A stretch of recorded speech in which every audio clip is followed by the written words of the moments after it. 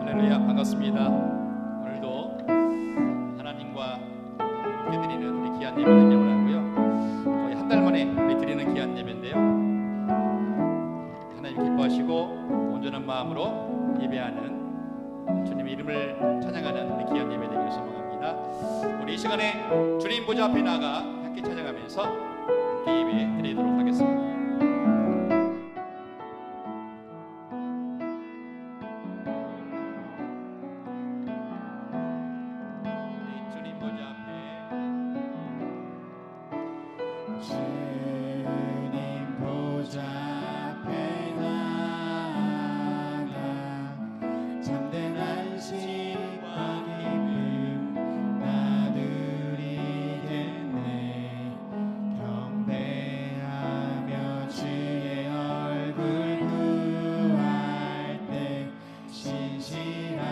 주님 찬양해. 신실하신 하나님, 신실하신 주,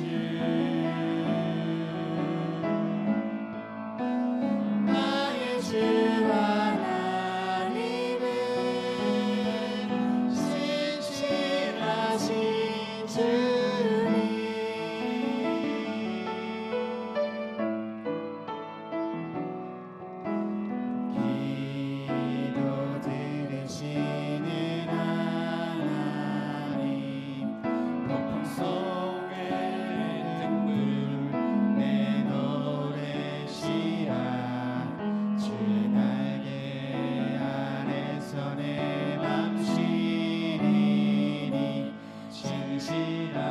주님 찬양해.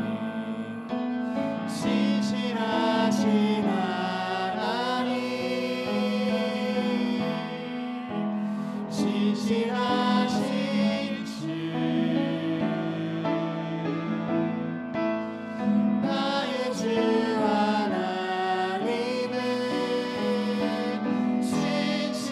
신실하신 주.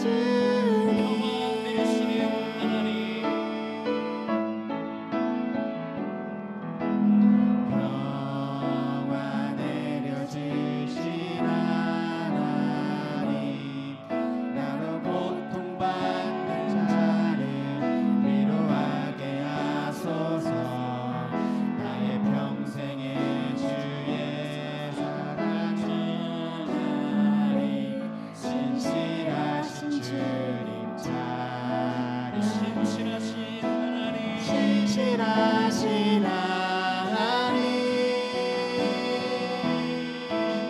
신실하신 주, 나의 주 하나님은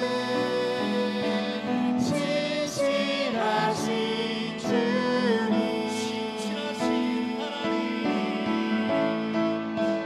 신실하신 하나님,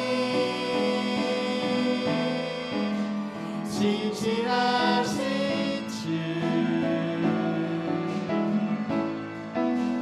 나의 주 하나님은 신실하신 주님.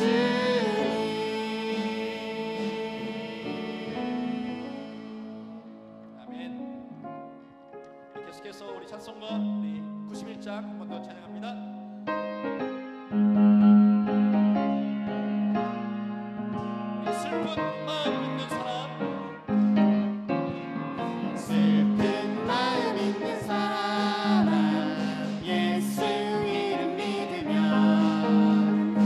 영원토록 변함없는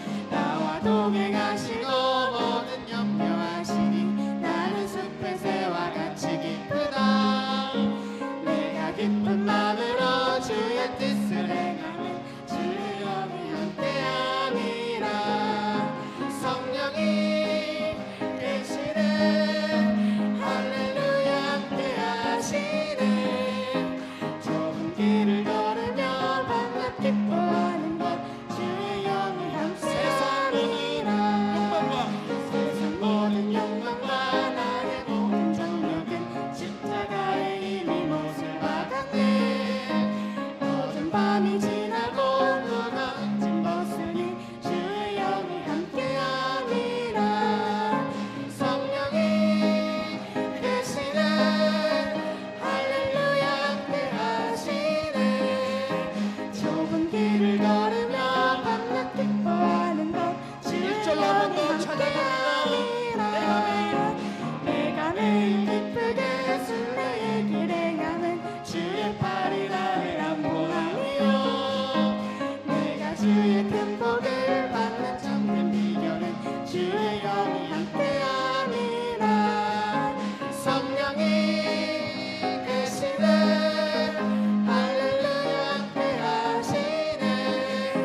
좁은 길을 걸으며 밤낮 기뻐하는 것 주의 영이 사절로 세상 모든 욕망과 세상 모든 욕망과 나의 모든 정욕은 십자가에 이미 못을 박았네.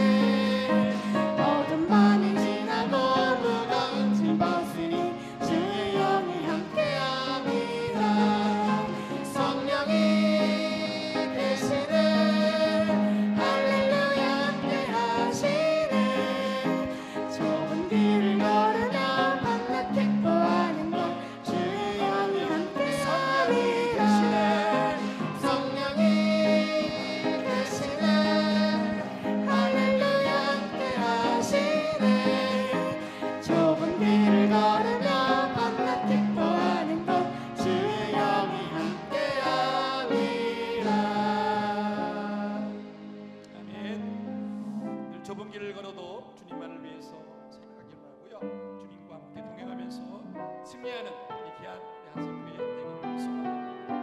오늘도 단에서 말씀을 전하시는 우리 박충영 단임 목사님, 성령님이 함께 해주셔서 이 시간 전파되는 말씀을 통해서 다 같이 내받는 우리 목회님의 시간 되기를 소망합니다. 다음 찬양 다시 한번 하신 후에 기도하면서 이 시간 함께 하나님께 예배드리는 시간 갖기를 원합니다.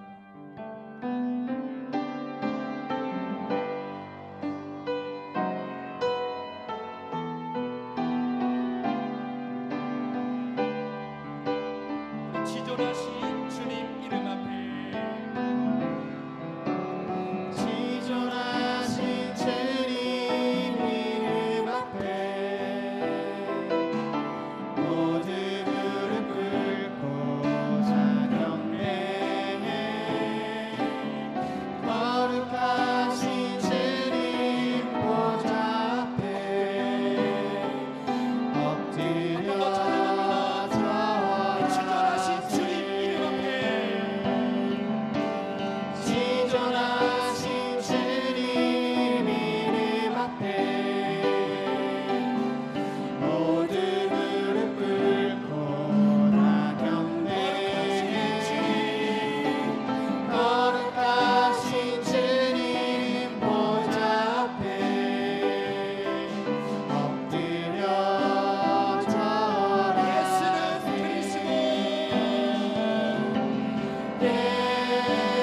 예수는 그리스도. 예수는 주.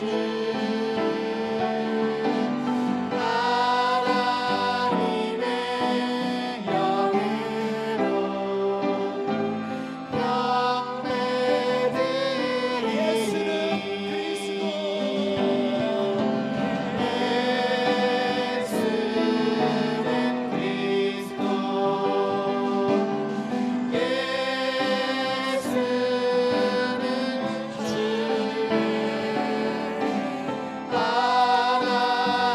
하나님의 영으로 경배드리니. 함께 이 시간 기도하면서 예배하기를 원합니다. 기도하겠습니다. 하나님, 우리의 생명 되시고 소망 되신 하나님, 주님 하신 이름 앞에 이 시간 다시 교회들 모여서 주님만을 예배하고 전하기를 원합니다.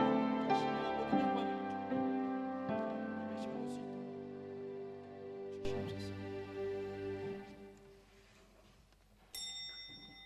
이 시간 다 같이 일어나셔서 묵도하심으로 4월 5일 주일 예배를 하나님께 드리도록 하겠습니다.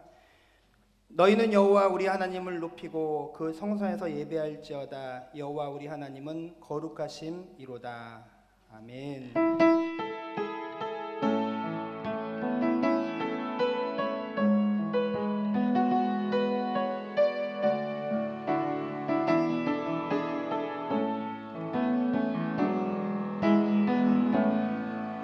하늘의 문을 여소서. 이곳을 주목하소서. 주야만 노래가 꺼지지 않으니 하늘을 열어주소서.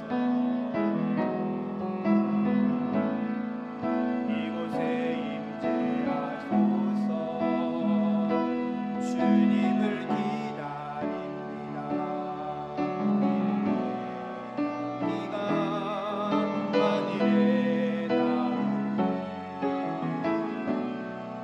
주여 임재하여 주소서. 이곳에 오셔서 이곳에 앉으소서. 이곳에서 드리는 예배를 받으소서. 주님의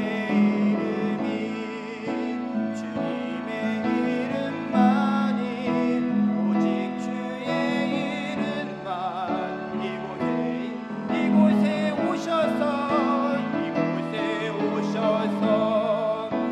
이곳에 앉으소서. 이곳에서 드리는 예배를 받으소서. 주님의 이름만이 오직 주의 이름만 이곳에 있습니다.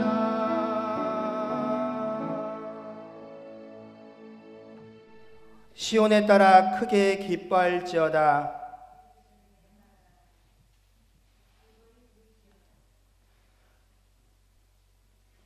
보라, 내 왕이 내게 임하시나니 그는 공의로우시며 구원을 베푸시며 시작. 겸손하여서 나귀를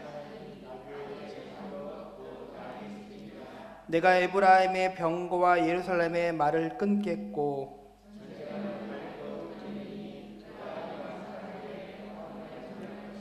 그의 통치는 바다에서 바다까지 이르고 앞에서 가고 뒤에서 따르는 무리가 소리 높여 이르되 주의 이름으로 오시는 이여 가장 높은 곳에서 호산나 하더라. 아멘. 전능하사 천지를 만드신 하나님 아버지를 내가 믿사오며 그 외아들 우리 주 예수 그리스도를 믿사오니 이는 성령으로 잉태하사 동정녀 마리아에게 나시고 본디오 빌라도에게 고난을 받으사 십자가에 못 박혀 죽으시고 장사한 지 사흘 만에 죽은 자 가운데서 다시 살아나시며 하늘에 오르사 전능하신 하나님 우편에 앉아 계시다가 저리로서 산 자와 죽은 자를 심판하러 오시리라. 성령을 믿사오며 거룩한 공예와 성도가 서로 교통하는 것과 죄를 사하여 주시는 것과 몸이 다시 사는 것과 영원히 사는 것을 믿사옵나이다. 아멘. 모두 자리에 앉으셔서 찬송가 314장 찬양하시겠습니다.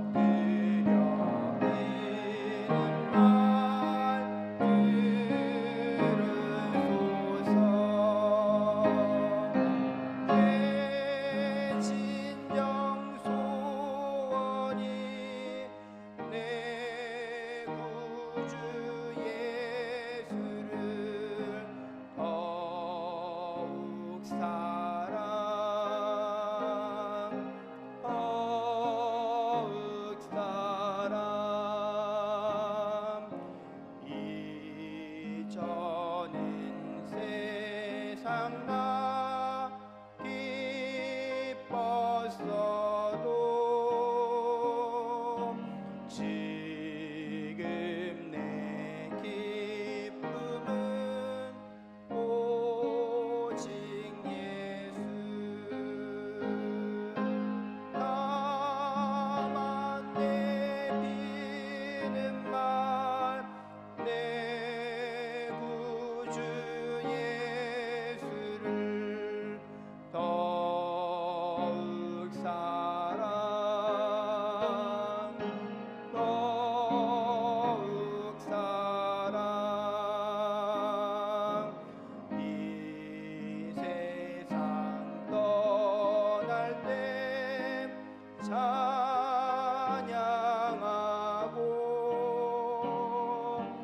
숨질 때 하는 말 이것일세 나만 내비는 말 내 구주 예수를 더욱 사랑 더욱 사랑 아멘.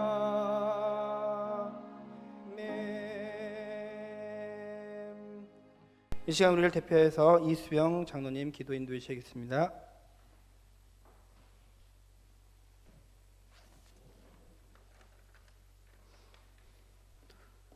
함께 기도드리겠습니다. 사랑이 많으신 하나님 아버지, 은혜를 감사드립니다. 오늘도 변함없이 저희들을 사랑하시고 한 주간 동안도 우리의 삶의 터전에서 함께 동행하여 주시며 어려운 여건 속에서도 한마음으로 예배할 수 있도록 인도하심에 감사드립니다. 또한 가정에서 미디어로 예배를 드리는 가족들 위에도 하늘의 문을 여시고 성령의 충만함과 평강을 더하여 주시옵소서. 원하고 기도하옵기는 하루속히 성전에 나와 주님을 마음껏 찬양하며 예배 드릴 수 있기를 원합니다. 이 시간 특별히 주의 손을 의지하며 기도드리오니 코로나 감염증으로 고통과 두려움 속에서 하루하루를 보내고 있는 지구촌을 돌아보시고 이 땅에 국률과 자비를 베풀어 주시옵소서. 하나님 아버지, 지금도 밥, 낮 고생하고 있는 의료진과 관계자님들에게 힘을 주시고 지치지 않게 건강도 주시옵소서. 치료제와 백신을 개발하고 있는 연구진들에게도 하나님의 지혜를 주시옵소서. 코로나로 인하여 세계 경제, 가정 경제, 국가 경제, 소상공인들의 어려움을 보살펴 주시고 사랑하는 믿음의 가정들 위해 신앙생활에 위축되지 않게 도와주시옵소서. 교회, 학교, 어린이부와 청소년부 학생들과 청년들이 성령의 도우심으로 힘을 얻게 하여 주시옵소서. 사순절 주님의 고통을 다시금 기리며 하나님의 말씀 위에 굳게 서서 어려움에서 벗어나게 하여 주시옵소서. 오늘도 말씀을 전하시는 목사님을 성령의 위로하심으로 채워주셔서 성도들의 육신의 질병과 마음의 위로와 경제적 어려움에 처해 있는 모든 성도들에게 힘이 되는 말씀이 되게 하시옵소서. 살아계신 예수님 이름으로 기도드립니다. 아멘.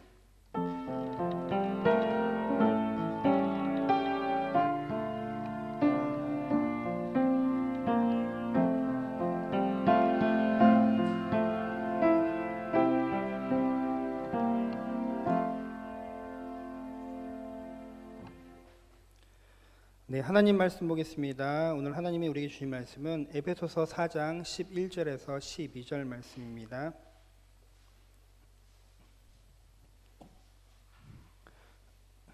신약 314면 에베소서 4장 11절에서 12절 말씀. 우리 두 절 말씀 함께 하겠습니다. 그가 어떤 사람은 사도로, 어떤 사람은 선지자로, 어떤 사람은 복음 전하는 자로, 어떤 사람은 목사와 교사로 삼으셨으니 이는 성도를 온전하게 하여 봉사의 일을 하게 하며 그리스도의 몸을 세우려 하심이라. 아멘. 우리 성도님들 반갑습니다. 우리 자보에 있는 분들한테 3월 한 달 고생 많으셨습니다. 한 번 더 앞뒤에 분들한테 4월 달 한 달만 더 수고해 주십시오. 네, 저희 교회는 지난 3월 5주 동안 녹화하면서 온라인 예배를 드렸고요. 오늘부터는 실시간으로 영상 예배를 드리고 있습니다. 지금도 절반 이상의 성도들이 미디어로 예배를 드릴 텐데 하나님의 은혜가 이곳에나 또 가정에서나 동일하기를 주님의 이름으로 소망합니다. 뒤에 그 문을요 좀 열어주시죠. 좀 환기를 해주시고 그 다음에 앉으실 때 가족들끼리야 크게 무리는 없을 것 같고 혹시 가족이 아니신 분들은 좀 앞뒤 간격을 지금처럼 계속 유지해 주시기를 바랍니다. 오늘 무슨 날인지 혹시 아시나요? 종려주일입니다. 우리 한 번만 더 인사하겠습니다. 호산나 하면서 다 보이는 앞뒤에 분들한테 호산나. 주의 이름으로 오시는요. 예수님 잘 오셨습니다. 호산나. 내일부터 우리가 고난 주간으로 지내는데 우선 새벽 기도회를 고난 주간 설교로 준비했습니다. 마음에 깊은 고백이 있으신 분들 또 여건이 되신 분들은 일주일 동안의 새벽 기도를 통하여서 고난 주간에 동참해 주시길 원하고 또 지금 코로나로 인해서 많이 근신하고 계시죠. 특별히 고난 주간이니까 더 기도하면서 또 개인적인 어떤 유의나 이런 것들을 조금 자제해 주셨으면 감사하겠습니다. 오늘 하나님의 말씀은 사명자의 역할입니다. 예전에 목회하면서 한 성도하고 대화하던 것이 기억이 나는데 그 성도님이 참 질문을 많이 하시는 분이셨어요. 근데 제가 그 질문들이 참 의미가 있다고 생각이 들어서 성실하게 답변하면서 저의 신앙을 한 번 더 교회에 대해 교회란 무엇인가라는 것을 점검할 수 있는 기회가 있었습니다. 그 성도님이 이렇게 질문하시더라고요. 목사님, 신앙생활을 위해서 꼭 예배에 참석해야 하나요? 이전까지는 솔직하게 말씀드리면 생각을 안 했던 것 같아요. 왜냐하면은 당연한 건데 그거를 고민했을까 싶은데 질문을 받으니까 한 번 더 생각을 하게 되더라고요. 또 다른 질문은 목사님, 교회에 다니면은 꼭 봉사해야 돼요? 이렇게 하고요. 질문 참 많죠? 또 하나 기억에 남는 질문이 뭐였냐면은 교회 다니지 않고는 신앙생활을 할 수가 없나요? 그렇지 않고, 그러니까 교회에 출석하지 않고 신앙생활을 하는 사람들이 주변에 꽤 있던데요. 이러면서 이분은 뭔가 부정적이거나 어떤 다른 의도를 가지고 질문한 것이 아니라 순수하게 정말 궁금해서 질문하신 분이세요. 그래서 제가 당장 답변하면 너무나 서투를 것 같아서 나름 준비를 해갖고 다음에 한번 더 만나죠 해갖고 제가 이렇게 답변했던 기억이 있습니다. 그러면서 준비된 설교가 바로 이 설교예요. 제가 예전에 사역했을 때 했던 설교인데 제가 그 성도의 그 질문에 답변하면서 나중에 제가 설교를 통해서 답변하겠습니다 이렇게 하면서 준비한 설교입니다. 신앙생활을 위해서 꼭 예배를 참석하고 반드시 봉사해야 하나, 그리고 교회 없이 신앙생활이 불가능한가? 결론적으로 말씀드리면 아닙니다. 의외의 대답이 나왔죠. 다만 근데 이런 경우를 생각해 보십시오. 국민에게 국가가 없는 거예요. 그래서 세금을 내지 않고 살아간다. 그 사람을 국민으로 볼 수 있습니까? 아니죠. 빨리 국가를 회복할 필요가 있겠죠. 힘들지라도 세금을 낼 수 있다는 것이 오히려 복이 아니겠습니까? 병에 걸린 환자가 있는데 병원에 안 가고 의사를 찾지 않는 거예요. 그런 일이 실제로 있었죠. 3월 동안. 그러면은 그 환자 어떻게 됩니까? 큰일이 나는 겁니다. 군인인데 소속한 부대가 없어요. 그리고 군인이 훈련에 응하지 않고 그냥 자기 마음대로 합니다. 군인 맞습니까? 학생인데 학교를 가지 않고 선생님이 없는 거예요. 요즘에 저희 집 아이들이 학교를 안 다니네요. 그래서 이제 미디어로 이렇게 한다고 하는데 초중고등들이 이렇게 방학이 막 석 달, 넉 달 되는 것은 참 처음 집에 있는 자녀들이 마치 대학생인 줄 착각할 정도로 방학을 길게 하고 있는데 참 힘든 시간을 보내고 있습니다. 뭐 이러한 예는 한없이 될 수 있는데 이처럼 성도가 교회 예배에 참석하고 그리고 봉사하는 것, 그것은 성도에게는 오히려 그게 복이 되는 것이지 부담이 되는 것이 아닙니다. 예배당에 나와서 예배 드릴 수 있다는 것은 참으로 은혜인 것이죠.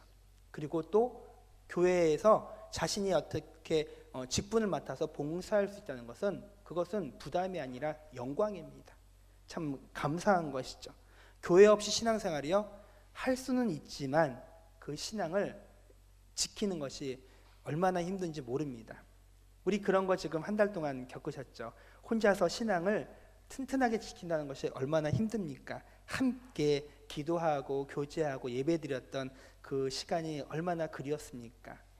저도 예배를, 새벽 기도회를 한 몇 주 안 드리니까 얼마나 힘든지, 나름대로 낮에 본당에서 기도한다고 하는데 왜 이렇게 힘이 없고 그리고 처지를 한탄하게 되는지 쉽지 않더라고요.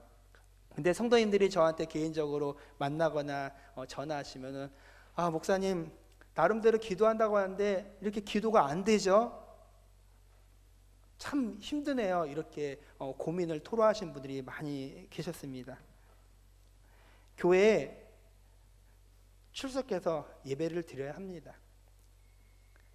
그것이 교인입니다. 그리고 교인이라고 하면은 또 봉사를 해야 되는 거죠.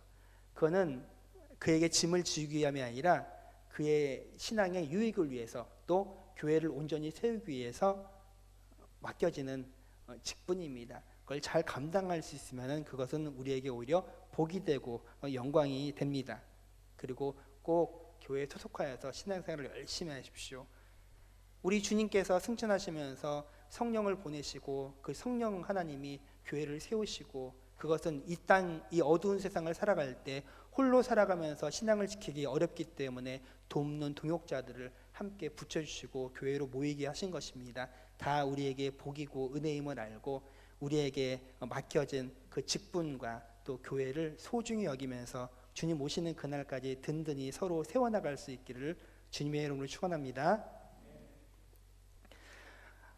어느 날 과학자 아인슈타인이 어느 시골의 작은 교회에 들어가게 되었습니다. 그냥 길을 가다가 어쩌다가 들어간 겁니다.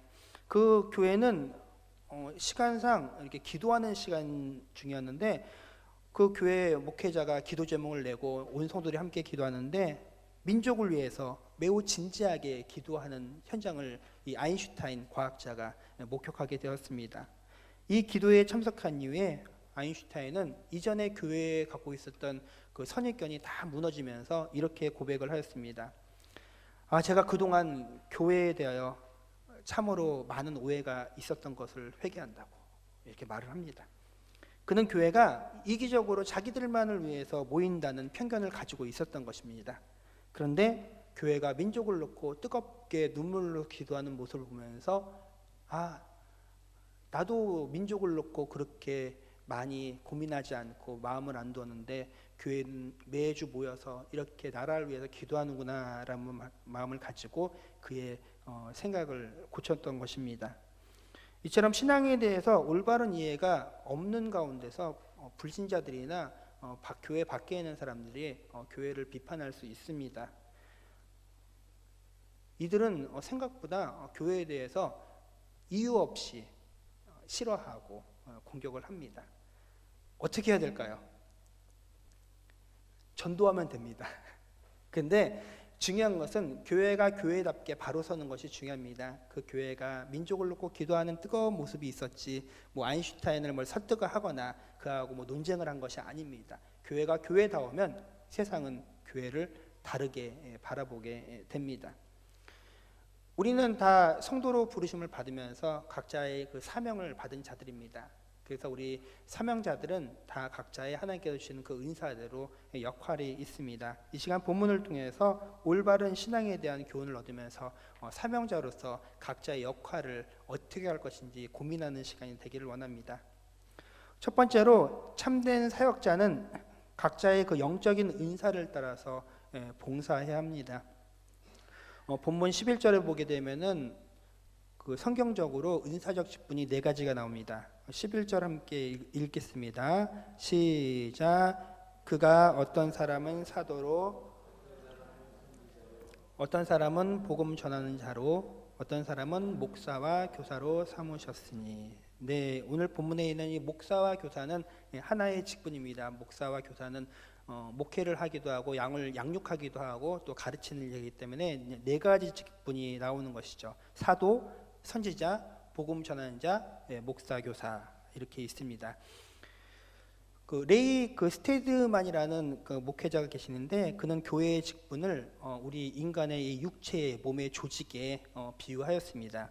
그러면서 사도는 몸에 있어서 골격, 이 뼈대를 이룬다라고 합니다.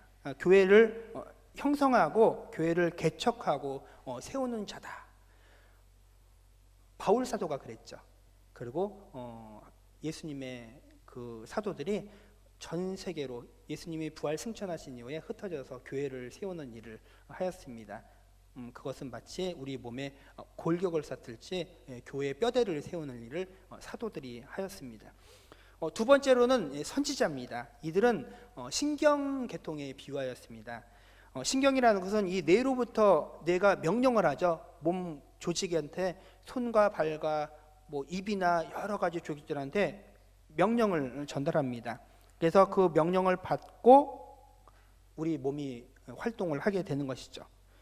하나님으로부터 명령을 받고 말씀을 받아 선지자는 그의 백성들에게 전달하는 자입니다. 그래서 몸의 신경계통과 같다는 것이 바로 선지자자. 그 선지자는 하나님의 말씀을 받아서 전하는 자입니다. 세 번째로는 복음 전하는 자인데 이 복음 전하는 자를 소화기 계통으로 비유했습니다. 외부로부터 이렇게 들어오는 물질을 몸과 하나가 되게 하는 역할하는 것이 소화기관입니다. 들어오면은 입으로 들어가서 씹고 식도로 넘어가서 위에서 막 이렇게 소화시켜서 그것을 분해시켜서 온몸에 보내는 역할, 소화기관이죠. 외부로부터 오는 그 불신자들, 그들을 교회 안으로 들여서 그들을 복음으로 변화시키는 자들이 복음을 전하는 자. 그래서 이제 소화기관. 그러니까 건강한 교회는요, 어떠한 사람이 오든지 그들을 복음으로 변화시켜야 되는 거예요. 그러니까 약한 교회는 어떤 교회냐면은 누군가 들어왔는데 막 교회가 되게 흔들리는 거예요. 그 소화를 시키지 못하는 거죠. 소화 불량에 겪어서 외부에서 들어온 사람이 문제가 있는 것이 아니라 교회한테 문제가 있는 겁니다. 그러니까 교회는요, 누가 오든지 다 이렇게 받을 수 있어요. 우리 한샘 교회는요, 정말 튼튼한 교회예요. 제가 그것을 직접 경험했잖아요. 저 같은 사람을 받아들여 갖고 외부로부터 들어온 사람을 받아들여 갖고 지난 반년 동안 열심히 소화하신 거예요. 고생 많이 하셨습니다. 근데 누가 들어오든지 다 공동체로서 연합케 하는 그 일을 하는 것이죠. 그들이 바로 복음을 전하는 자들입니다. 마지막으로 나오는 직분이 목사와 교사입니다. 이 직분을 이 레이 스테드만은 순환계통에 했습니다. 온몸에 영향을 공급하는 일, 구석구석에.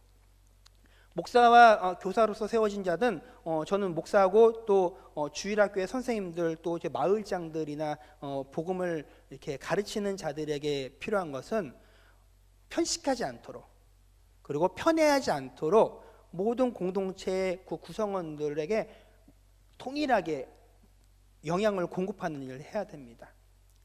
누군가를 위해서만 말씀을 전하거나 아니면 누구는 소외시키거나 그러면 되지 않고, 그렇게 되면 어떤 일이 생깁니까? 몸 한쪽이 마비가 일어난 겁니다. 우리가 정말 사지가 있고 오장육부가 있는데 몸 한쪽이 고장나서 말을 듣지 않으면 우리가 그를 뭐라고 부릅니까? 장애가 생겼다고 합니다. 그러니까 뭐 팔 하나가 문제가 생긴 것이 아니라 그 사람 인격 자체가 장애가 생기는 것이죠. 교회도 마찬가지입니다. 이 순환계통이 온전하게 활동하지 아니하면은 교회 한쪽이 뭔가 문제가 생기는 거죠.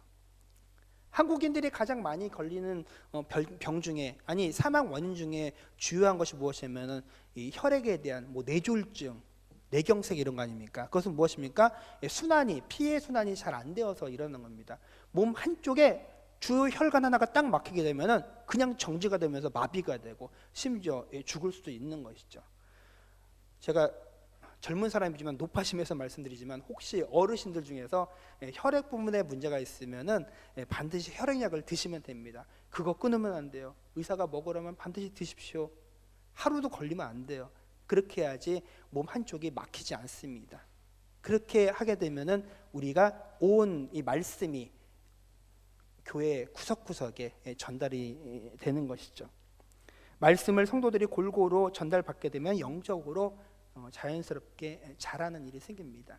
그러므로 이 순환 조직이 온전하게 돌아가지 않는 교회는 나이는 많이 먹어도 어떤 일이 생기냐? 신앙이 자라지 않는 거예요. 교회가 건강하지 않는 것이죠. 우리 교회는 48살입니다. 48살이면은 장년으로서 그 역할을 해야 됩니다. 자기 자신만을 위해서 사는 것이 아니라 주변의 사람들을 세우고 또 그들을 돕는 일을 해야지 그것이 장년 48살의 교회가 해야 될 마땅한 역할이겠죠. 그런 마음으로 우리가 말씀을 골고루 잘 이렇게 섭취하고 순환시켜서 모두가 함께 세워나가는 우리 교회가 되기를 간절히 소망합니다. 그렇다면 이 네 가지 중에서 가장 중요한 것은 무엇일까요? 사도, 선지자, 복음 전하자, 목사, 교사. 골격이 제일 중요합니까? 아니면 신경계통, 아니면 소화계통, 순환계통? 어리석은 질문이라는 거 압니다. 다 중요하죠. 어느 것 하나 중요하지 않은 것이 없습니다. 위에 네 가지 은사적 직분을 보면서 공통점을 혹시 발견하신 성도님 계십니까? 이 네 가지 역할의 공통점, 바로 말씀 사역과 밀접하게 관련되어 있다는 것입니다. 사도는 말씀으로 교회를 세웠죠. 그리고 선지자는 하나님으로부터 말씀을 받아서 백성들에게 전달하고요. 복음을 전하는 자들은 불신자들한테 복음을 나가서 전하는 것이고요. 목사와 교사는 이 말씀으로 성도들을 가르치고 양육하는 것입니다. 교회의 모든 직분은 그러므로 말씀 중심으로 이루어져 있습니다. 우리가 무엇을 하든지 말씀의 바탕으로 해서, 그래서 말씀에 깊은 은혜가 있으신 분들이 교회를 섬겨야지 그 교회가 건강해지게 됩니다. 주님은 우리에게 바로 이러한 직분자들을 주시면서 우리가 말씀 가운데 든든히 설 수 있도록 은혜를 베푸셨습니다. 이들 모두 다 말씀을 맡은 종들이죠. 그러므로 앞에 강단에 서서 전하는 저만 말씀을 전하는 것이 아닙니다. 우리 성도들도 다 그 말씀으로서 섬기는 것이죠. 나가서 복음을 전하지 않습니까? 불신자들에게 그렇게 복음을 전하는 자로서 말씀을 전하는 것에 동참하고 계십니다. 또 교사로서 맡은 그 마을의 회원들과 또 교회학교에서 아이들한테 말씀을 가르치고 양육하지 않습니까? 우리는 그렇게 말씀으로 하나로 연합되어 있는 교회를 이루고 있습니다. 온전한 사람이 되기 위해서는 이 말씀이 필요합니다. 사람들은 신앙의 성장을 위해서 무엇이 가장 필요한지 아는 듯 하지만은 모를 때가 많습니다. 그래서 말씀 외에 다른 것에 우리가 분주하게 움직일 때가 있습니다. 너무 봉사하는 것에 몰두하지 마십시오.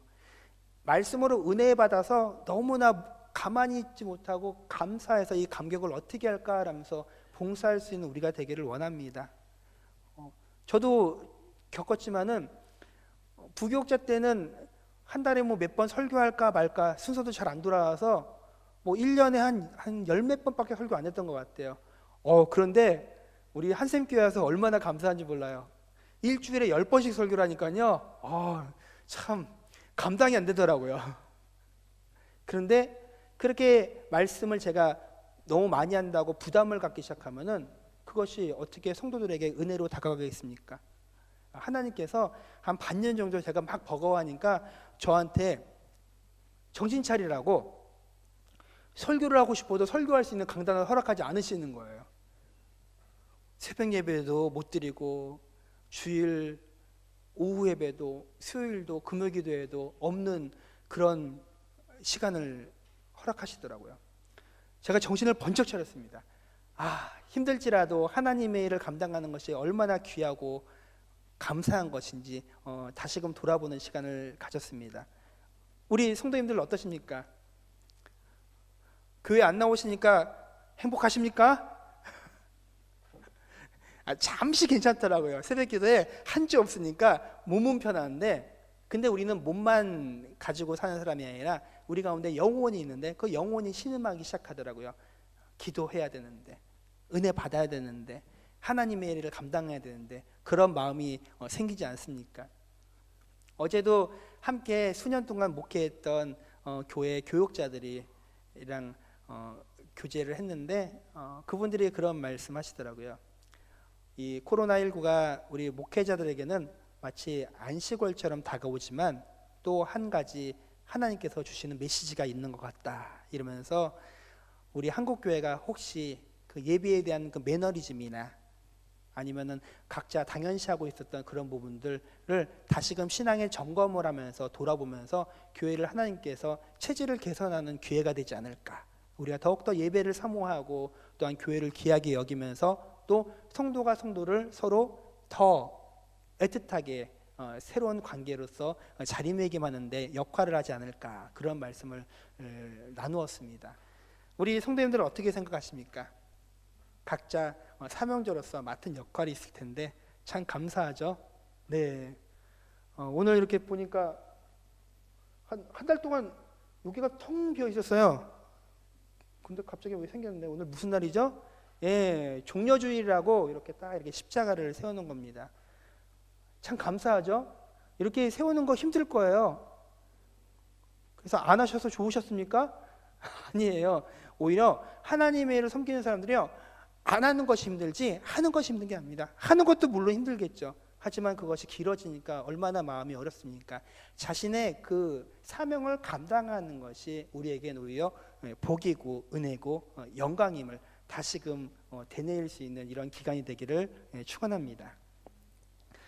전통적으로 교회는 목회자와 성도의 그 모델을 어떻게 봤냐면은 목자와 양의 관계로 봤습니다. 그래서 성도들은 목자에게 말씀의 꼴을 먹고 마시면서 쉬고, 그리고 늑대나 이리로부터 보호를 받았었죠.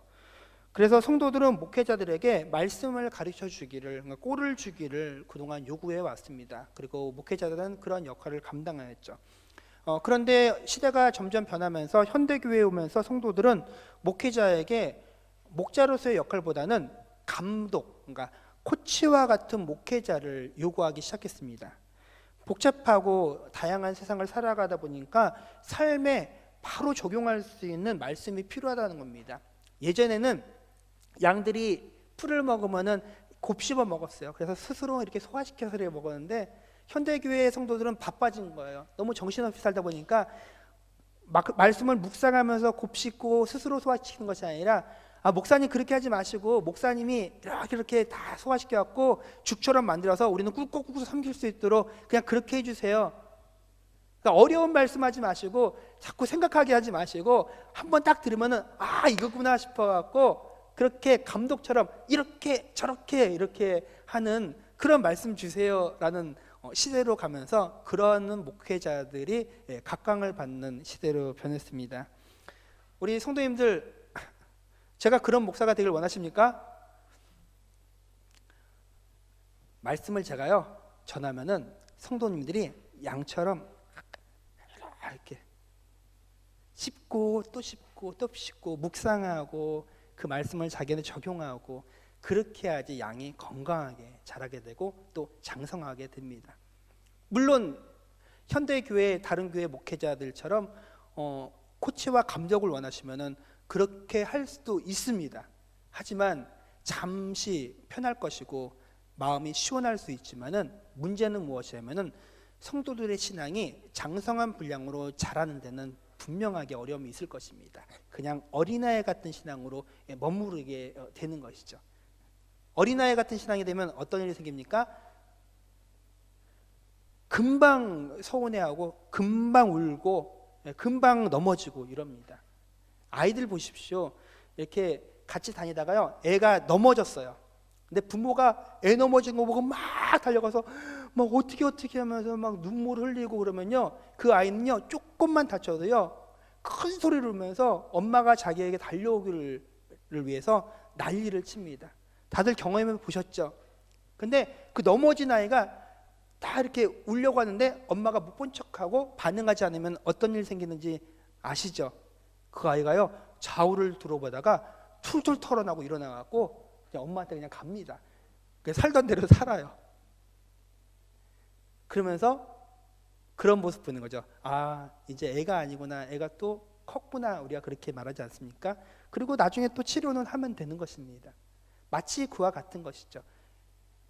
코치나 감독 같은 목회자를 원하게 되면은 그 어린아이가 넘어질 때마다 계속 그렇게 하나하나 이렇게 챙기기 시작하면은 계속 어린아이로 머무르게 되는 것입니다. 하지만 양과 목자로서의 그런 관계가 설정되기를 원합니다.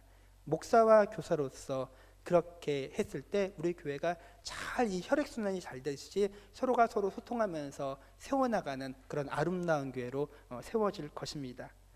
성경은 각자의 은사에 따라서 봉사할 것을 말씀하고 있습니다. 저는 그렇게 섬기겠습니다. 그러면 우리 성도님들은 각자의 위치에서 자신의 그 직분에 합당하게 교회를 잘 섬겨주시면 교회가 더욱더 건강해지게 됩니다. 두 번째로는 참된 사역자는 자신을 넘어서 서로를 온전케 하는 성숙함이 있어야 합니다. 본문 12절에 보게 되면 온전케 한다라는 단어가 나오는데 이것은 그 원어 의미로 보면 이 뼈를 맞춘다, 그리고 탈곤될 사람을 이렇게 맞춘다라는 의미입니다. 탈골된 상태에서 한번 움직여 보셨습니까? 조금은 움직이는데 탈골된 상태에서 섣부르게 난 괜찮은 줄 알고 움직이면은 더 탈이 납니다. 그래서 우리가 교통사고 나거나 아니면 운동하다 다치면은 어떻게 얘기하냐면은 그대로 있으라고 합니다. 움직이지 말라고. 그래서 의료진들이 그 의료용 들것을 갖고 와서 그를 이렇게 실어서 병원에 놔둘 때까지 가만히 있으라고 합니다.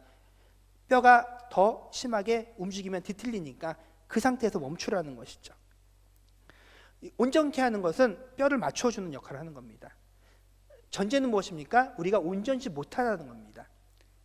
말씀으로 은혜를 받지 않은 사람은 마치 온전하지 못한 자이기 때문에 뼈가 제대로 맞춰주지 않은 사람이죠. 그럼 이것을 다르게 설명하면은 말씀이 충만하게 임하는 사람들은 뼈가 잘 자리박는 사람입니다. 그래서 그가 움직이면은 본인도 건강해지고 그 건강한 몸으로 교회 구석구석에 그 이격되어 있는 그 뼈를 맞추는 역할을 하는 거죠. 여기 가서 이것을 온전하게 하고 저기 가서 이걸 온전하게 하고 그렇게 일을 하는 것이죠.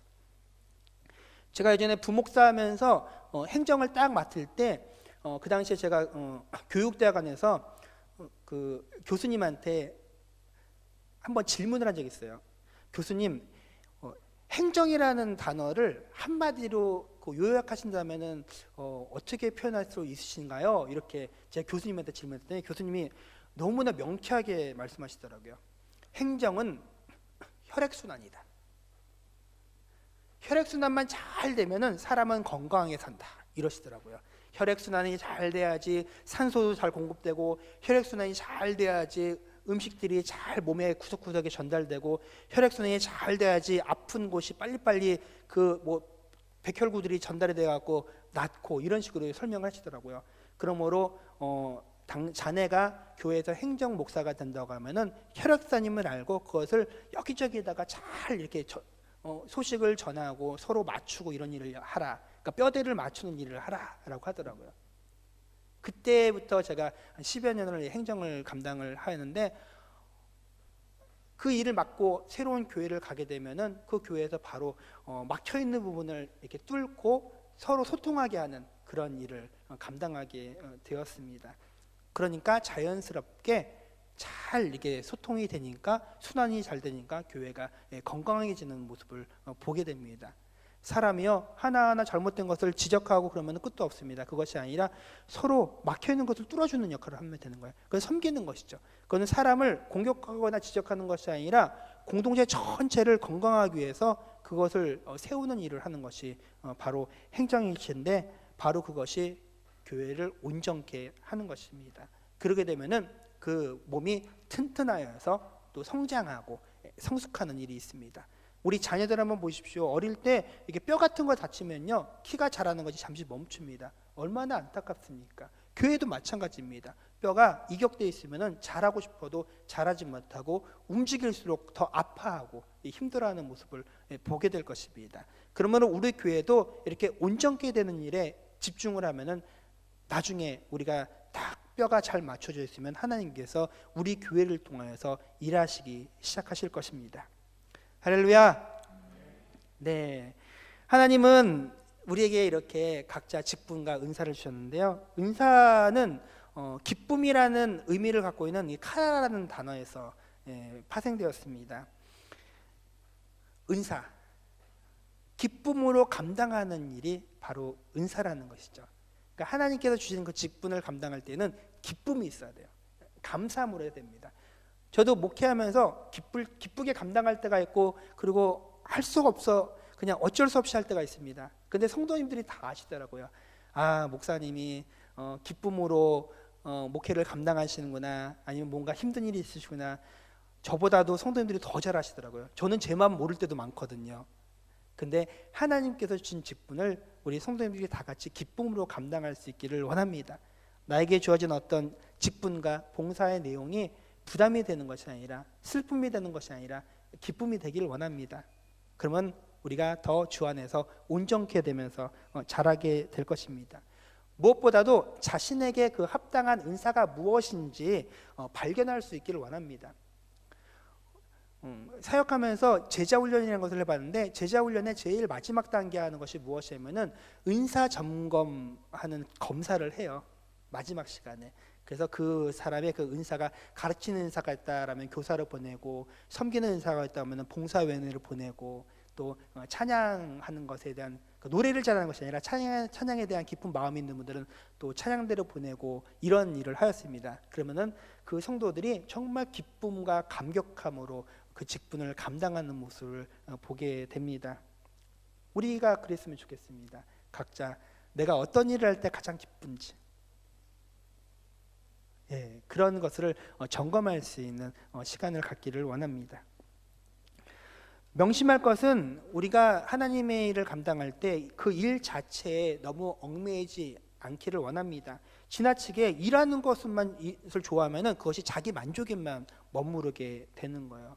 그냥 일이 좋은 거지 하나님과 상관없이, 믿음과 아니 말씀과 상관없이 우리가 봉사를 하게 되면은 잠시는 괜찮을지 몰라도 시간이 지날수록 점점 부담으로 다가오게 됩니다.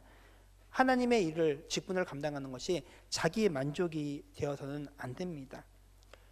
이웃을 세우고요, 그리고 교회를 세우고 또한 하나님께 영광이 되는 일을 해야지 사명자로서 그 역할을 잘 감당하게 됩니다. 물론 그 재능이나 어떤 기술적인 면에서 뛰어난 사람들이 있어요. 그렇지만은 재능이나 기술적으로 뛰어나다고 해서 그 관련된 일을 한다? 그것도 전제가 우선순위는 기쁨으로 감당할 수 있을 때, 그 일을 하는 것이 기쁠 때 맡기는 거지, 그 사람이 그 일을 잘한다고 해서 그 일을 맡기는 것은 세상에서 그렇게 하는 거지 교회는 그렇지 않습니다. 대표적인 게 무엇이냐면은 학교에서 교사로 하거나 아니면 어린이집이나 그 유치원에서 봉사하시는 분들을 자연스럽게 교육부로 보내거든요.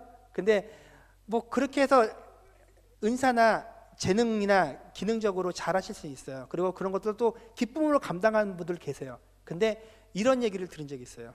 너무나 자연스럽게 연말에 학교 선생님이신데 중등부나 고등부 교사하시죠? 라고 했더니 한 선생님이 이렇게 말씀하시더라고요. 목사님이 일주일 내내 학교에서 애들하고 시달려서 힘들었는데 주말에는 좀 애들 얼굴 안 봤으면 좋겠습니다. 이런 분 계시더라고요. 공감이 되시나요? 그리고 하시는 말씀이 저 그냥 찬양대 섬기고 싶어요. 정말 찬양하고 싶어요. 그럼 그분은 교사로 하는 것이 아니라 찬양대를 보내는 게 맞습니다. 그랬을 때 기쁨으로 감당하는 것이죠. 우리가 그런 것이 필요해요.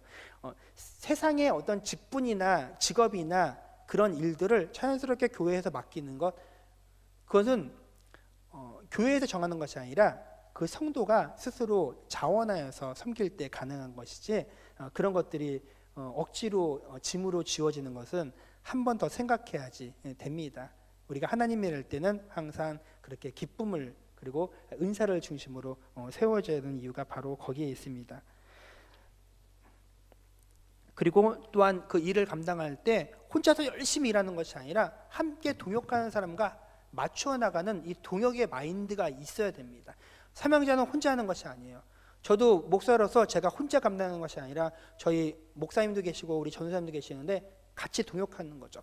그리고 무엇인가 중요한 걸 결정할 때에는 우리 당내 장로님들과 함께 모여서 논의하고 의견을 서로 나누면서 결정을 해야지, 저 혼자서 독불장군처럼 목회를 감당한다고 하면은 일은 되어질지 몰라도 장기적으로 보게 되면은 교회는 건강을 잃게 되고 또 일하시는 분들이 그냥 다 손을 놓게 됩니다. 나중에는 어떤 일이 생기냐면은 혼자 일하고 있는 자신의 모습을 보면서 전혀 칭찬을 듣는 것이 아니라 자기는 잘했다 생각하고 정말 입에서 단내가 나는 것처럼 열정을 해서 다 하는 것 같지만은 하나님도 외면하시고 사람들에게도 오히려 불만을 낳게 되는 그런 결과를 보게 될 것입니다. 그렇기 때문에 모든 사명자들은 동역의 마인드가 필요합니다. 다른 사람의 도움이 필요 없을 정도로 완벽한 사람은 이 땅에 없습니다.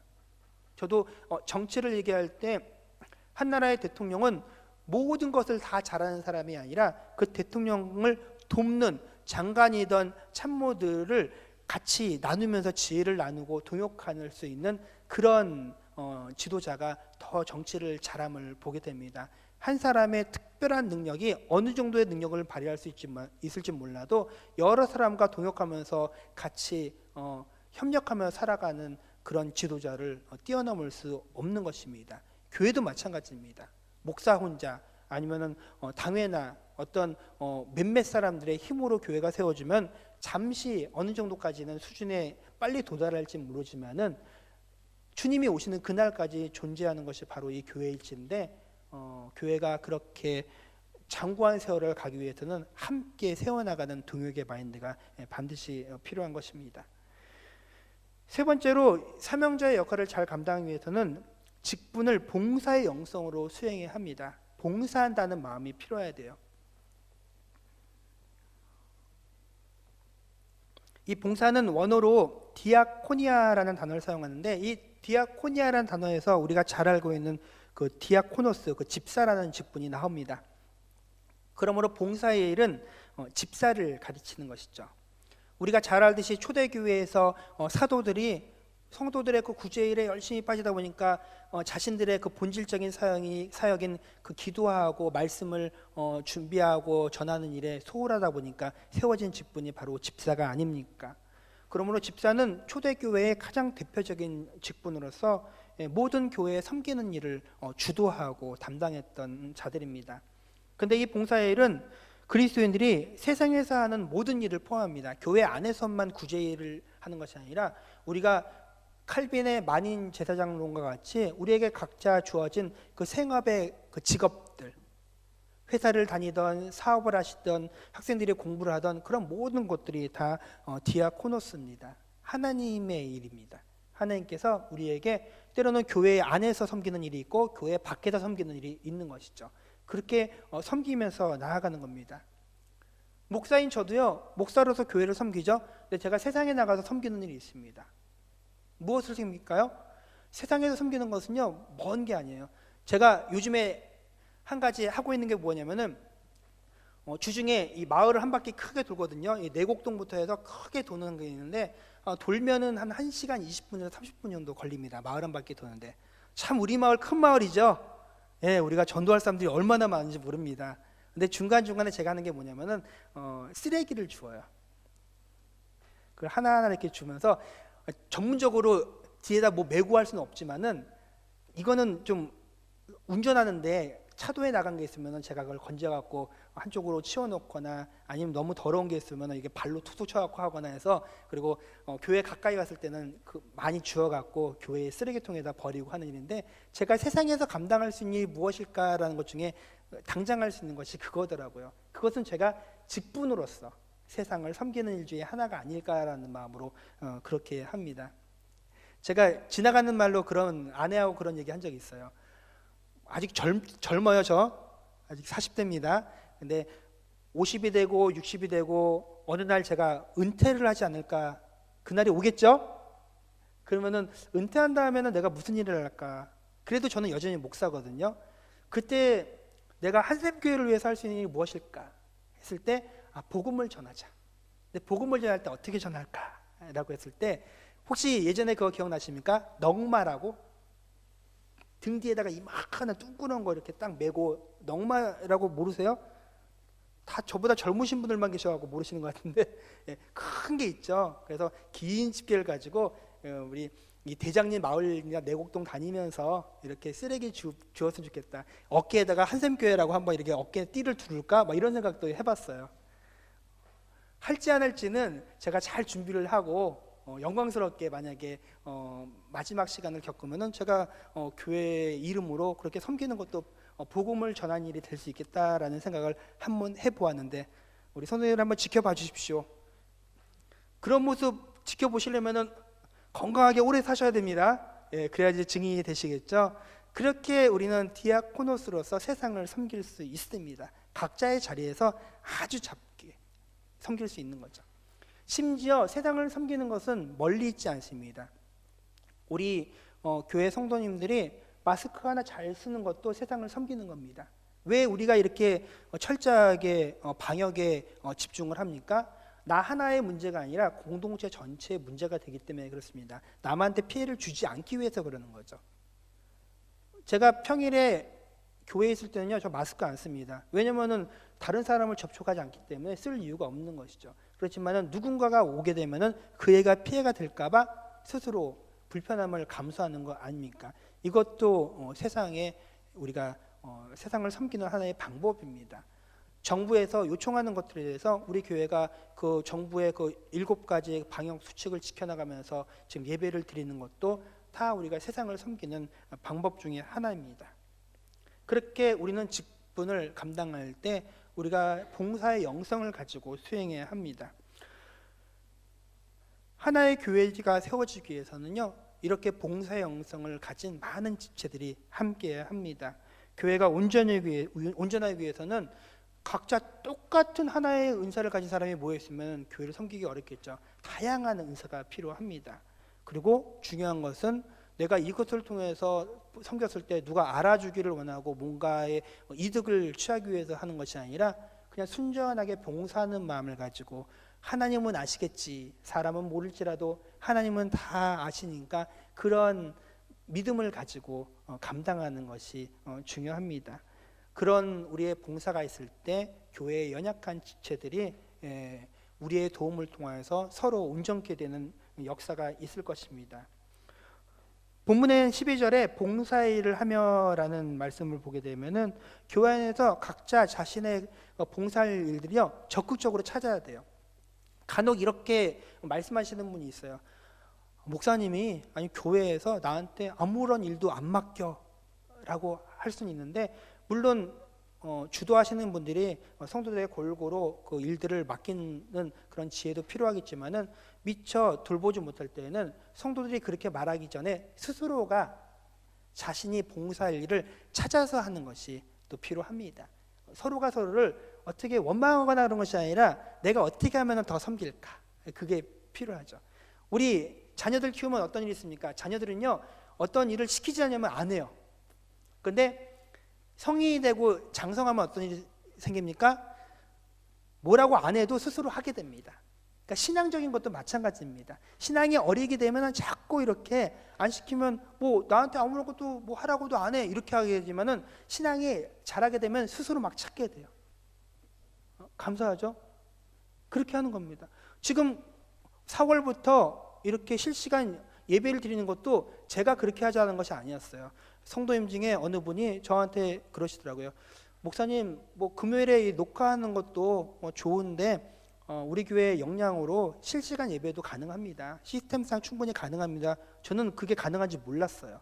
약간의 부품을 사갖고 그리고 주중에 준비해서 하니까 또 이렇게 실시간으로 예배를 드리게 되지 않습니까? 이렇게 드려진 이 예배 영상은요, 예배가 마치면은 바로 업로드되면은 약간의 차이를 두고 그 녹화된 영상을 성도들이 또 보게 됩니다. 혹시 지금 미디어로 예배드리고 있는 성도님들 약간 늦게 예배를 시작했으면요, 예배 직후에 식사하시고 다시 홈페이지 들어오시면은 녹화된 풀 버전 영상으로 다시 예배드릴 수 있으니까 너무 마음에 자책하지 마십시오. 성도들이 같이 교회를 세워나가는 거예요. 제가 미처 돌보지 못하는 것들을 그렇게 서로 봉사일을 할 때 적극적으로 일을 찾으면서 했을 때 자신의 신앙도 자라고 또 교회도 건강해집니다. 그럼을 통하여서 본문에서는 그리스도의 몸이 세워진다라고 합니다. 부러져 있는 뼈마디를 연결하여서 온전한 몸이 되게 하는 그런 온전케 함. 몸의 한 부분이 부러져서 그곳의 기능이 제대로 돌아가지 않을 때 하나님의 말씀이 그곳에 들어가고 그 말씀이 일하기 시작하는 거죠. 역사하게 되면은 성령 하나님이 교회를 위로하고 그리고 치유하시고 회복시켜 주십니다.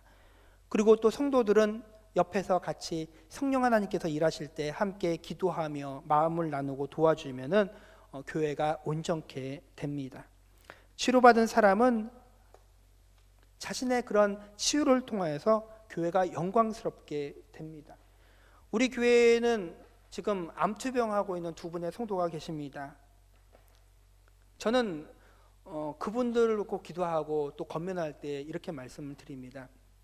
집사님, 지금 암과 싸우고 계시는데 하나님께서 우리 교회에 기도하라고, 성도들이 집사님의 회복을 놓고 기도하라고 하는 건데 미안해하지 마세요. 오히려 성도들이 집사님 놓고 기도함을 통하여서 더욱더 믿음이 자라고, 그리고 저는 확신합니다. 집사님 꼭 나으셔서 가정으로 돌아오고 교회로 오실 거예요. 그러면은 그것이 교회의 영광이 되고 성도들이 우리의 기도에 응답하시는 그 하나님을 찬양하게 되고 또 교회가 더욱더 건강해지고 영광스럽게 될 것입니다. 할렐루야. 저는 믿습니다. 반드시 낫습니다. 의사가 6개월밖에 못 산다 이런 식으로 말했는데 벌써 6개월이 넘었는데 점점 건강해지고 계세요. 그리고 세포들이, 암세포들이 작아지고 있어요. 처음에 진단했을 때는 그런 말씀 없으셨어요. 그대로 이렇게 유지만 돼도 대단하다고 생각하고 점점 퍼지고 전이 되고 있었는데 오히려 지금 줄어들고 작아지고 있습니다. 그리고 건강해지고 그러고 계십니다. 참 하나님께서 우리의 기도를 통해서 일하시는 것을 발견하면서 저도 믿음이 좋아졌잖아요. 정말 하나님께서 주신 거 믿음으로 기도하였더니 하나님이 정말 일하시는구나. 얼마나 감사한지 모릅니다. 여기서 멈추지 아니하고 완쾌될 때까지 온전히 세워져서 같이 이전처럼 같이 봉사하는 그날이 다가오기를 소망합니다. 교회는 천사처럼 완전한 사람들만 모이는 곳이 아닙니다. 아니요, 정확히는 교회에 천사는 없습니다. 우리는 다 부족한 자들이고요, 죄인이고 연약한 자들입니다. 그런데 그러한 사람들이 모여서 하나님의 말씀을 듣고 그 말씀을 묵상하고 그 말씀대로 준행하면서 살아감을 통하여서 서로가 서로 받은 은혜를 나누고 간증하고 참 힘들었는데 기도하였더니 주님께서 이런 마음 주셔서 나를 살리셨어, 나를 하나님께서 복 주셨어, 이렇게 은혜를 나누는 가운데 서로가 힘이 되고 도움이 됨을 통해서 교회가 온전케 되는 것입니다.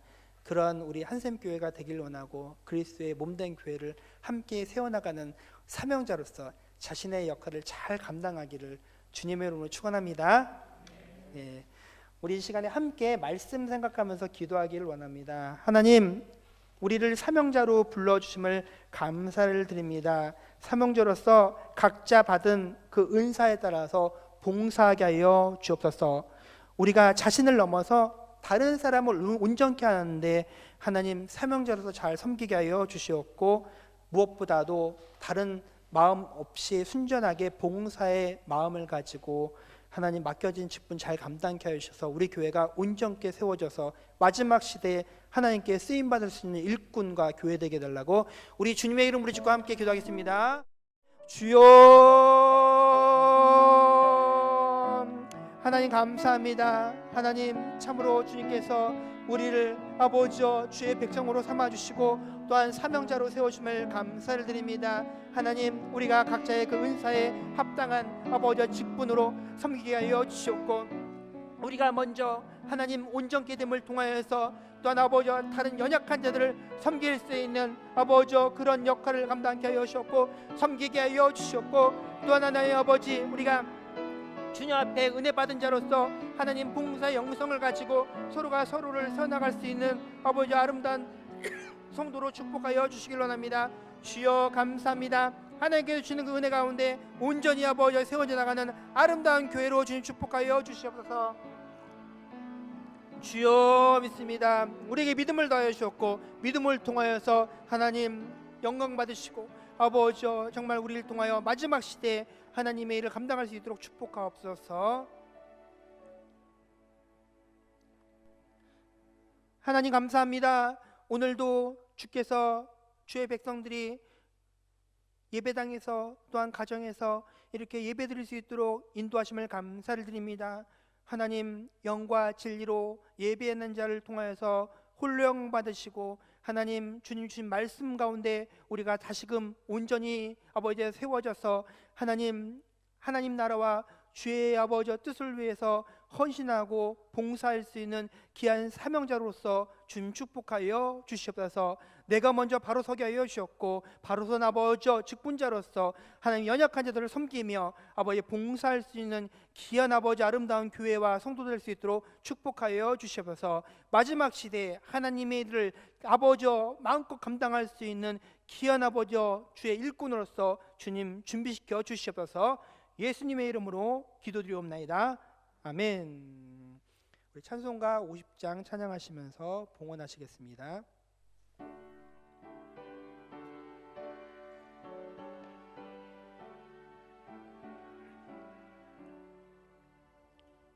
내게 있는 모든 것을 아낌없이 드리네. 사랑하고 의지하며 주만 따라 살리라. 주께 드리네. 주께 드리네. 사랑하는 구주 앞에 모두들이 3절 찬양합니다. 내게 있는 모든 것을 주를 위해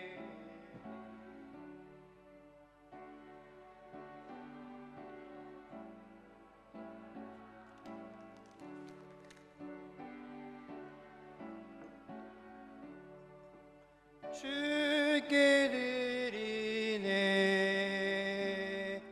주께 드리네. 사랑하는 구주 앞에 모두 드리네.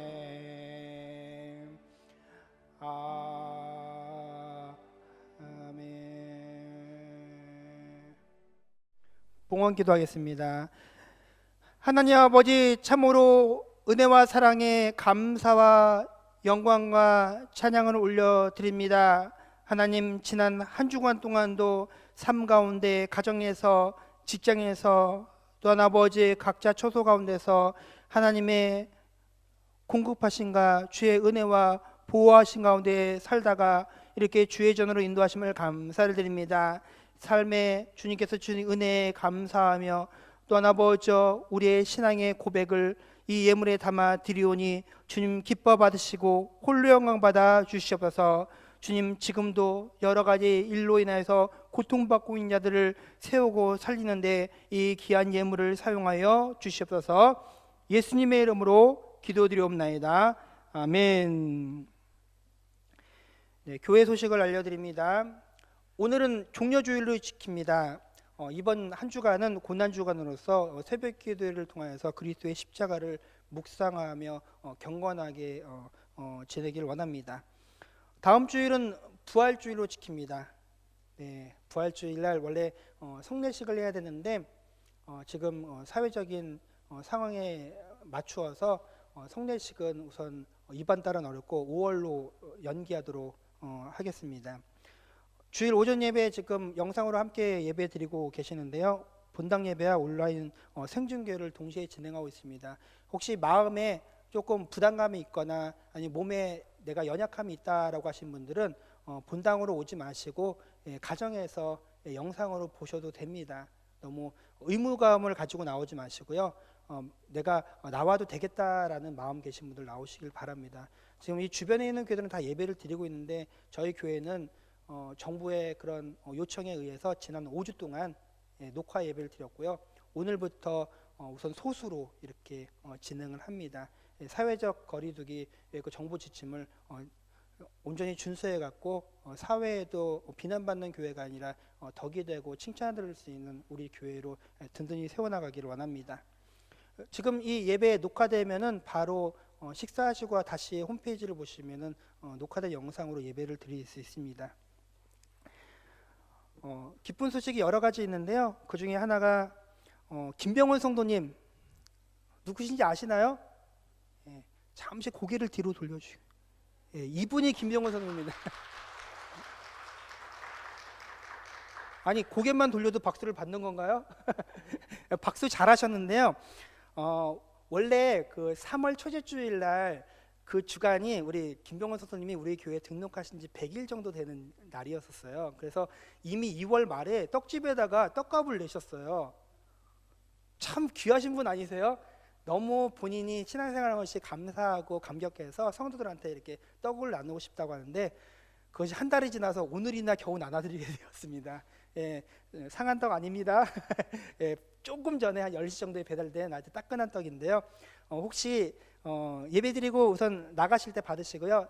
가족 중에서 참석하지 못한 분이나 성도님들 기억나시는 분 있으면요 2개, 3개 가져가셔도 돼요. 양을 충분히 준비했으니까 하시고 지금 영상으로 예배드리는 분들 저희끼리 안 먹겠습니다. 평소에 신앙생활 잘하시는 분들 다 받을 수 있습니다. 그렇게 마음 한쪽에 생각나시는 분들 다 이렇게 같이 나눠갖고 소외되는 분들 안 계시고 같이 우리 김병원 선생님 믿음으로 든든히 세워나가면서 우리 교회 큰 일꾼으로서 성장할 수 있도록 격려하고 축복해 주시길 바랍니다. 또 하나 우리 윤동석 집사님, 도연순 권사님 집안에 경사 있죠? 4월 1일 날 손자인가요? 네, 싱가포르에 있는 따님 등남했습니다. 우리 축하한다고 박수를.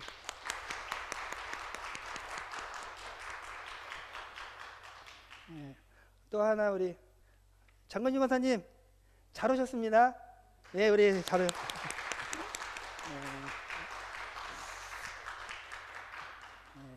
우리 교회가 점점 이렇게 좋은 소식이 많이 있어 참 감사합니다. 항상 우리 성도님들 좋은 일이 있으면 서로 나누면서 기쁨을 2배로 나눌 수 있는 복된 교회가 됐으면 좋겠습니다. 코로나19가 빨리 종식되어서 예배와 일상이 회복되기를 위해서 함께 기도하기를 원합니다. 여전히 4월 한 달 동안은 교회학교와 주일 오후 예배, 수요 예배, 금요 기도회에는 모이지 않겠습니다. 혹시 제가 마음의 한쪽에 계속 부담을 갖는 게 우리 청장년들은 이렇게 예배를 드리시는데 우리 주일학교 애들이 참 많이 걱정이 되거든요. 가정에서 영상 예배를 드릴 때 꿈미 영상 틀 때 그냥 틀어주고 나가지 마시고 부모님들이 옆에서 같이 예배를 드려줘야지 우리 아이들이 예배 드릴 수 있습니다. 지금 제가 개인적으로 기후로 머물렀으면 좋겠지만 고민하고 걱정하는 게 무엇이냐면은 이제 4월 9일부터 중3, 고3부터 학교에서 영상 수업을 한다고 하는데 그걸 아이들이 얼마나 그 아침 9시부터 오후 4시까지 앉아서 볼지 우려가 됩니다. 지금 당장 주일학교 영상 15분, 20분짜리 영상도 아이들이 끝까지 보지 않거든요. 옆에 노는데 하루에 7시간씩 그 영상을 보면서 아이들이 수업을 들을까라는 걱정이 돼요. 그러니까 우리 제가 교사 출신으로 말씀드리는 것은 자녀들 중에서 혹시 학생들이 있으면요, 부모들이 옆에 꼭 계셔야 됩니다. 자녀들이 부모의 그 시선에 노출된 가운데서 영상을 틀어줘야지 그 수업을 듣지, 그렇지 않으면은 당장 핸드폰이나 아니면 딴 생각하면서 수업의 그 효과를 보지 못할 거예요. 그런 것들까지 있어야 되는데 정부로서도 최선을 다하는 거니까 그것을 인정해 주시고요. 또 주어진 그 환경 가운데서 최대 효과를 낼 수 있도록 서로 노력해주고 자녀들의 그 미래와 또 우리 신앙을 같이 감당할 수 있는 어른들이 될 수 있기를 원합니다. 우리 이 시간에 자리에 일어나셔서 함께 폐회송 부르고 축도로 예배를 마치도록 하겠습니다.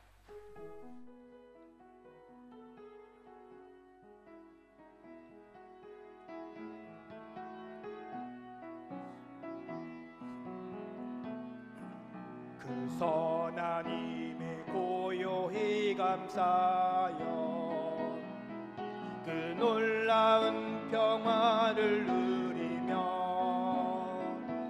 나 그대들과 함께 걸어가네. 나 그대들과 하늘을 여네. 지나가 넘을 어둠의 날들이 무겁게 내 영혼 짓눌러도 주여 우릴 외면치 마시고 약속의 구원을 이루소서. 그 선한 힘이 우릴 감싸시니 믿음으로 일어날 일 기대하네. 주 언제나 우리와 함께 계셔. 하루 또 하루가 그 선한 힘이 우릴 감싸시니 그 선한 힘이 우릴 감싸시니 믿음으로 일어날 일 기대하네. 아멘. 주 언제나 우리와 함께 계셔. 하루 또 하루가 늘 새로워. 이제는 우리의 구원 되신 예수 그리스도의 은혜와 아버지 하나님의 크신 사랑과 성령의 감화 위로 교통하심이 하나님의 사명자로서 맡겨진 그 직분을 착하고 충성되게 잘 감당함을 통하여 가정과 교회와 이 나라와 민족을 온전하게 세우기를 헌신하는 귀한 성도들을 위해 코로나19로 통해서 고통받고 있는 민족과 열방 위에 영원토록 함께 있을지어다. 아멘.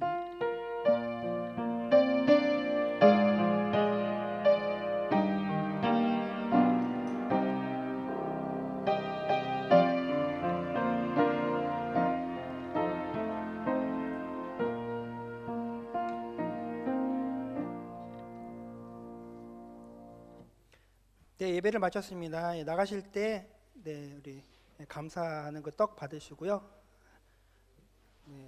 주중에 새벽 기도회 고난 주간이니까 많이 참석해 주시기 바랍니다.